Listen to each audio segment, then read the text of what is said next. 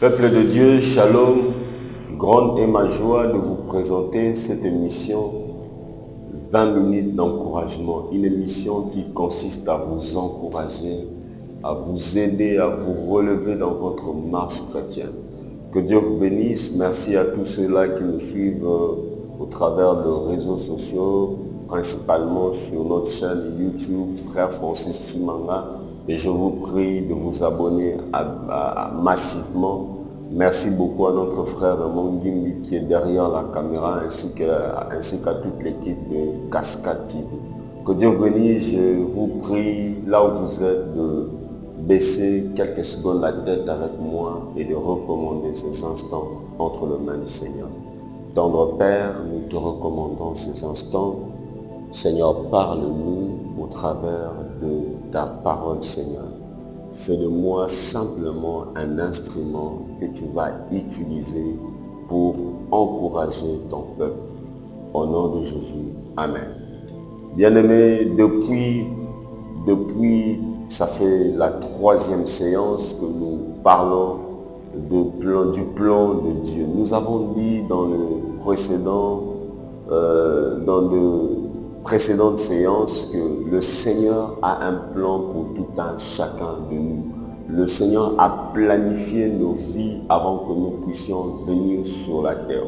Il a planifié notre existence avant que nous puissions vivre sur cette terre de vivants. Il est important que nous puissions le savoir. Il est important que nous puissions le comprendre. David a dit dans le psaume 139, il dit « Quand j'étais une masse informe, tes yeux me voyaient et tous mes jours étaient inscrits dans ton livre. » Frères et sœurs, quand tu n'étais qu'une masse informe, les yeux de Dieu te voyaient, les yeux de Dieu me voyaient. Et il avait tout inscrit, tout ce que nous allons devenir sur la terre. Le Seigneur les avait déjà planifiés avant qu'aucun de ces jours puisse exister. Bien-aimés, sachez qu'avec Dieu, il n'y a pas d'hasard. Il n'y a pas d'hasard. Dieu planifie toutes choses. Dieu planifie tout. Il connaît toutes choses en avance. Il n'y a pas d'hasard. Il ne faut pas s'étonner sur certaines choses qui vous arrivent dans la vie. Dieu l'a planifié. Et nous avons dit la fois passée que Dieu est capable de tout faire, mes frères et sœurs. Dieu est capable de faire tout. Rien n'est impossible à Dieu, mais il ne fera pas tout dans nos vies. Il ne fera pas tout, non pas parce qu'il n'est pas capable, mais parce qu'il n'a pas planifié, parce qu'il ne les a pas planifiés.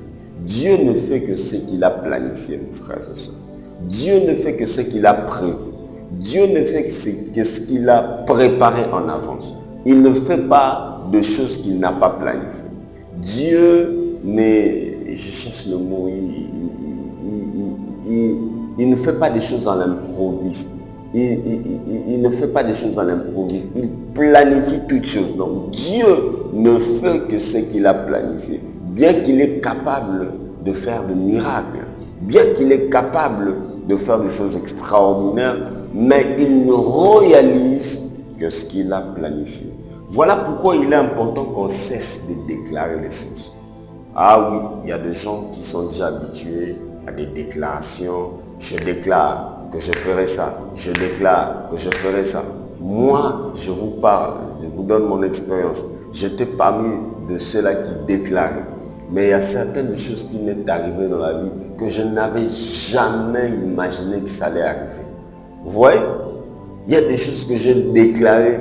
Ah, moi, je déclare, je verrai ça, je verrai ça, je verrai ça. Et finalement, le contraire est arrivé. Bien aimé, aussi longtemps que Dieu n'a pas planifié quelque chose pour vous, ne déclarez rien. Vous n'avez rien à déclarer. La Bible dit, vous ne savez pas ce qu'un jour peut enfanter. Vous ne savez pas ce qu'un jour peut enfanter. Le lendemain ne t'appartient pas. Le lendemain appartient au Seigneur. Le lendemain, c'est pour Dieu. Ce n'est pas pour toi. Alors arrête de déclarer. Je sais que beaucoup d'entre vous ne seront pas d'accord avec moi. Ils sont déjà habitués à déclarer. Mais regarde-toi. Je déclare, je veux faire ça, je déclare. On a déclaré tellement de choses et finalement on a été déçus. Ne déclarez rien. Remettez votre sort. Il est important toujours de demander à Dieu, Seigneur, montre-moi ton plan. Mais bien que tu peux demander à Dieu de te montrer ton plan, son plan plutôt, mais il ne te montrera pas tout. Il ne te montrera pas tout, mon frère. Dieu ne te montrera pas tout. Aujourd'hui, il y a une tendance qui consiste à aller voir le prophète. Aller voir le prophète, et ce qui fait en sorte qu'il y a trop de prophètes aujourd'hui. Trop de prophètes. Et la plupart d'entre eux sont de faux prophètes. Je le dis avec force. Ce sont de faux prophètes. Ils vous disent n'importe quoi. Ils vous prophétisent n'importe quoi pour vous manipuler. Ne cherche pas les prophètes. Ce n'est pas mon sujet d'aujourd'hui, mais dans la nouvelle alliance, le prophète n'est pas consultable. Le prophète ne se fait pas consulter comme si on allait consulter un féticheur. Aujourd'hui, on a tendance à aller voir le prophète. Dieu ne te montrera pas tout. L'apôtre Paul dit dans 1 Corinthiens chapitre 13, nous prophétisons en partie. Bien qu'il prophétisait, mais c'était en partie. Il y avait une toute petite partie. Dieu ne te montrera pas tout. Mais il est important de prier le Seigneur, de dire au Seigneur, montre-moi ton plan, montre-moi ton plan, montre-moi ce à quoi tu attends de moi. Désire le plan de Dieu, mon frère. Désire à ce que le plan de Dieu. Le Seigneur Jésus-Christ, avant sa mort, il a dit, non pas ce que je veux, mais ce que toi tu veux. Oh, il y a la lignité. Non pas ce que moi je désire, non pas ce que moi je veux, mais ce que toi tu veux. Mon frère, désire le plan de Dieu. Désire le plan de Dieu. Le plan de Dieu, c'est ce qui est de meilleur pour toi. Le plan de Dieu, c'est ce qui est de bon pour toi. Tu dois désirer ce plan. Tu dois désirer ce plan plutôt de tout ton cœur. Désire ce plan. Et la fois dernière, le texte que nous avons donné, c'est dans Jérémie, chapitre 29, verset 11. Je connais les plans que j'ai formés sur vous. Projet de paix et non de malheur. Le Seigneur a un plan merveilleux pour toi. Le Seigneur a formé des projets de paix pour toi. Le plan de Dieu, c'est ce qui est de meilleur pour toi. Non, ce qui est de meilleur, ce n'est pas ton plan. C'est ce que Dieu a planifié pour toi. Oui, c'est bien d'avoir des plans. Oui, c'est bien d'avoir des rêves. On a tous des rêves. On a tous des ambitions. C'est bien. Mais écoutez, dans la vie, il ne faut pas vivre dans le monde de rêve. Il ne faut pas vivre dans le monde de rêve, mon frère, ma soeur.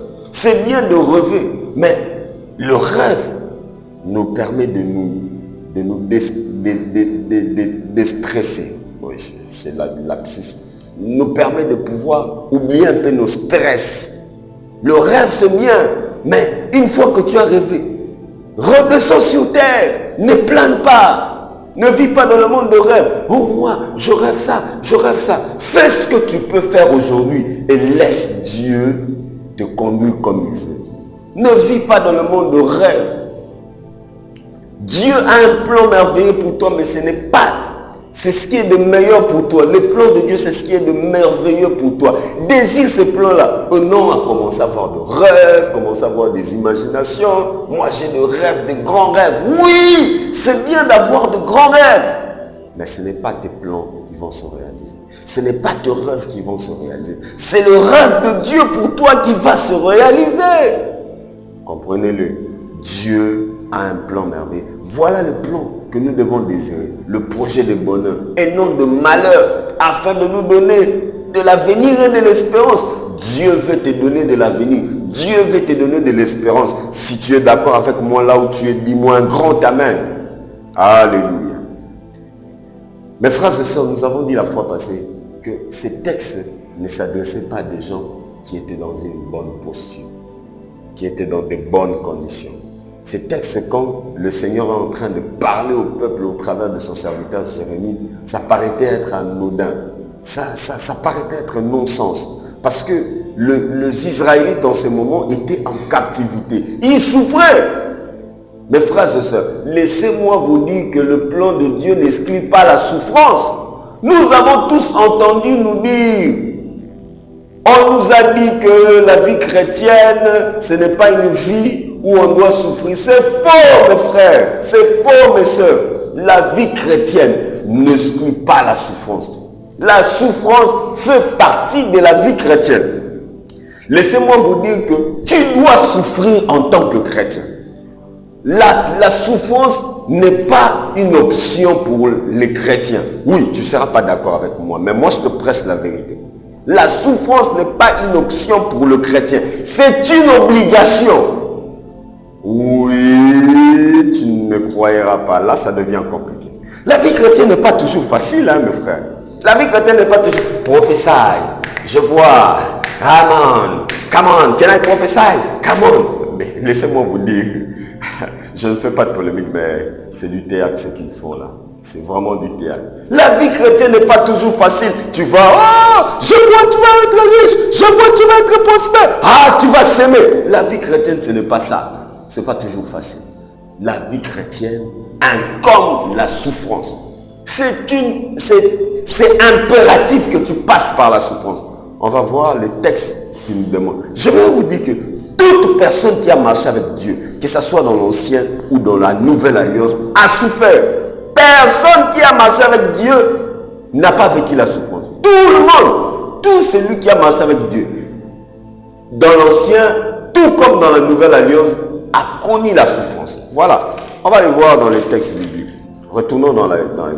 Prenons Genèse chapitre 15, versets 1 à 3. Genèse chapitre 15.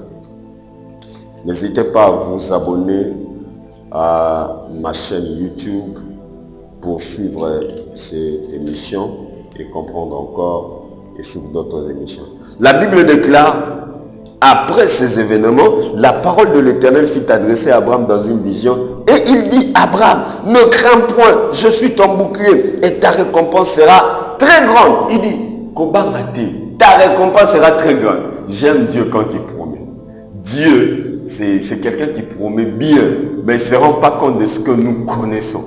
Il dit à Abraham était direct avec Dieu. Il dit, Abraham répondit, Seigneur éternel, que me donneras-tu? Tu vas me donner quoi? Il dit, je m'en vais sans enfant, je vais mourir bientôt. Je suis vieux, mais toi tu me fais que de promesses. Tu me fais que des promesses. Pourtant je n'ai pas d'enfant.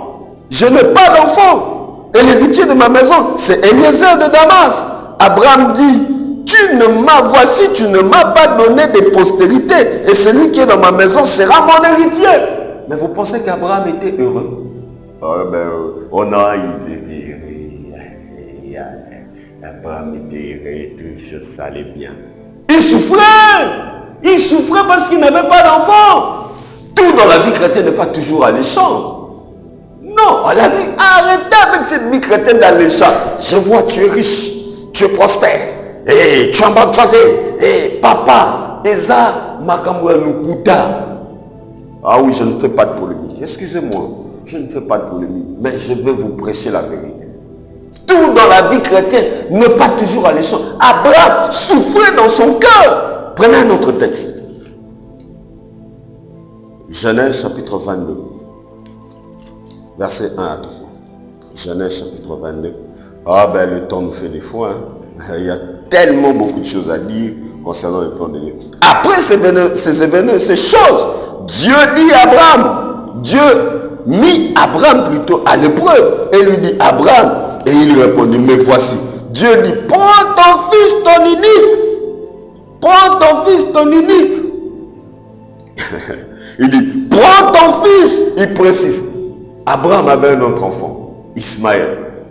Il dit, prends ton fils, ton unique, celui que tu aimes. Pas n'importe quel fils, pas Ismaël, mais celui que tu aimes. Il précise encore, Isaac. J'aime la précision de Dieu quand il parle. Dieu ne parle pas en tâtonnant. Oh non, je vois peut-être que tu seras comme ça. Non. Dieu donne la précision. Il faut avoir la précision quand tu prophétises. Ça, c'était une parenthèse. Va-t'en au pays de Moïse et offre-le en holocauste sur l'une des montagnes que je te dirai.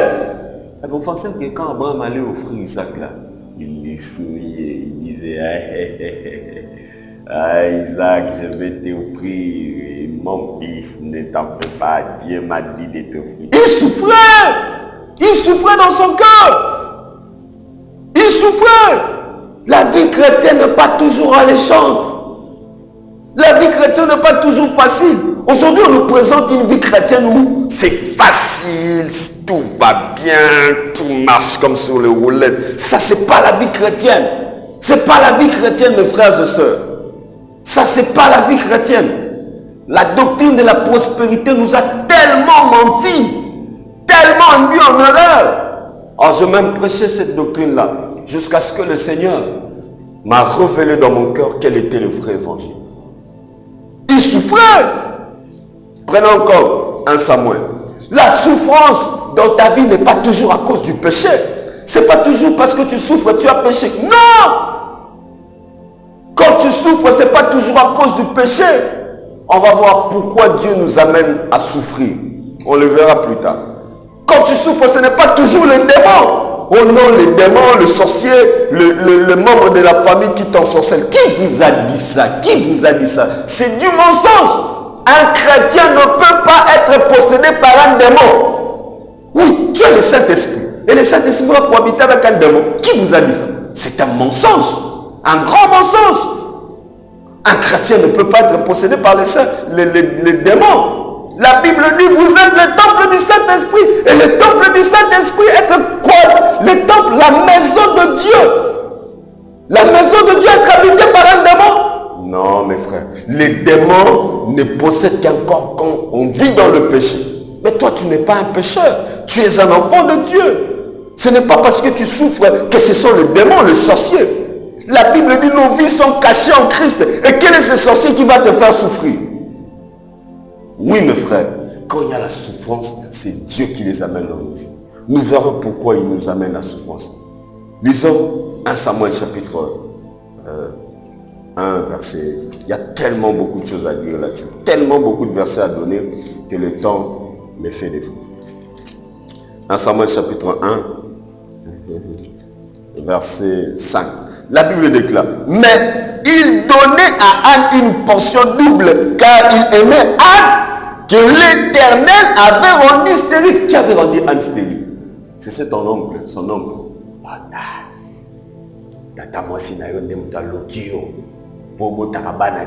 Qui avait rendu Anne stérile? C'est son oncle. Sa tante. C'est sa sœur. Pourquoi on nous trompe? Pourquoi on nous ment? Réveillez-vous, frères et sœurs. La stérilité de Anne ne venait pas de ses membres de famille. Ce n'était pas la cause, ce n'était pas le péché qui était la cause. C'était Dieu qui avait voulu. Merci beaucoup. On va continuer la fois prochaine. Il y a tellement beaucoup de choses à dire. Suivez-moi. Je vais encore vous parler comment le Seigneur amène les souffrances dans nos vies. Et pourquoi il les amène dans nos vies. Quelle est la cause? Je vais vous révéler, vous parler de pourquoi la souffrance. Suivez-moi encore. N'hésitez pas à partager notre publication sur YouTube. Et n'hésitez pas aussi à nous écrire, à nous poser des questions. Nous sommes là pour vous encourager. Prions le Seigneur. Seigneur, merci pour ta parole, Seigneur. Oh Seigneur, donne-nous à accepter la souffrance que tu suscites dans nos vies avec joie et à pouvoir saisir l'opportunité d'apprendre au travers de ces moments difficiles. Encourage quelqu'un qui souffre en ces moments. Encourage quelqu'un qui passe par des moments difficiles en ces moments. Seigneur, fais-lui voir que ce n'est pas pour rien qu'il passe par ces moments difficiles. Mais c'est pour un but que tu amènes ces souffrances. J'en suis prié. Amen. Que Dieu vous bénisse. À la prochaine. Merci.